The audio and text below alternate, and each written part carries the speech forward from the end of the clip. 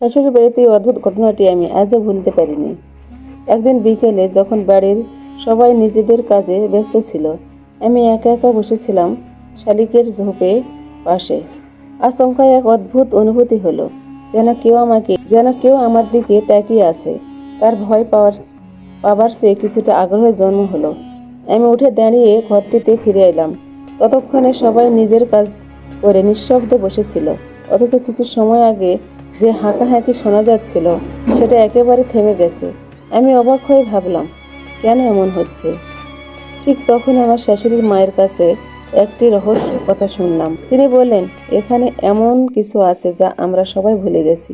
আমি চুপ করে শুনলাম, কিন্তু কিছু বুঝতে পারলাম না। শাশুড়ি বললেন, এটা শুধু একটা ঘর নয়, আমাদের পুরনো ঐতিহ্যের একটা চিহ্ন। পরের দিন আমার ছোট ভাই রাহুল, যে খুব ছোট ছিল, তাকে দেখলাম বেশ ভয় পেয়ে গিয়েছে। সে বারবার বলছিল, দিদি, ঘরে কেউ আছে। আমি তাকে শান্ত করার চেষ্টা করলাম, কিন্তু অদ্ভুতভাবে ওই মুহূর্তে আমার মনে হলো এই সঠিকই বলছে। তবে তখন আমি পুরোপুরি নিশ্চিত ছিলাম না।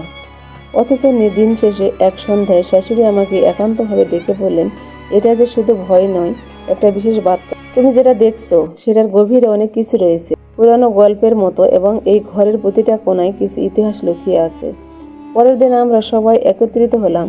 বাবা, মা, ভাই আর শাশুড়ি সবাই বসেছিল।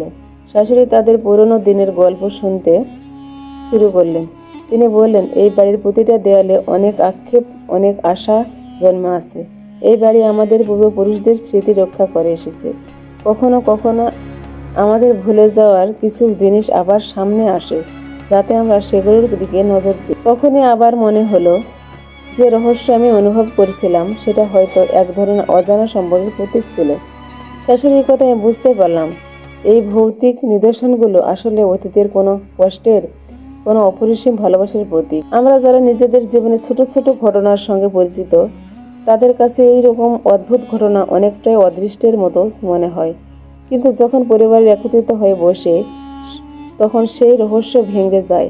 এমনকি প্রতিটি ছোট্ট ঘটনা, প্রতিটা সংকেত আসলে আমাদের কিছু শেখাতে। যে কিছু আমরা হারিয়েছি তা কখনো ফিরে আসে না, যেন আমরা আমাদের মূল্যবোধ ভুলে না যাই।